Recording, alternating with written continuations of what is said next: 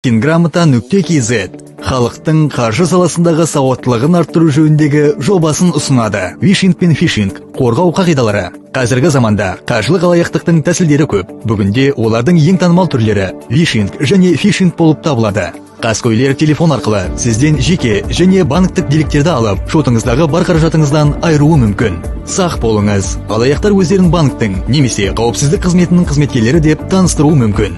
Есте ұстаңыз. Банктер ешқашан төлем карталарының деректерін, парольдерді және басқа да конфиденциалды деректерді телефон мен электрондық пошта арқылы сұрамайды және ешқашан клиентке бірінші болып қоңырау шалмайды. Фишинг алаяқтар. Олар пайдаланушыларды өз төлем карталарының деректерін, сондай-ақ мобильді банкинг логиндер мен парольдерін енгізуге мәжбүрлейтін жалған ұқсас сайтқа апаратын сілтемелері бар электрондық хаттар немесе SMS хабарламалар жібереді. Сақ болыңыз. Күмәнді сілтемелерді жүктемеңіз. Алаяқтар өздерін кез келген адам ретінде таныстыра алады.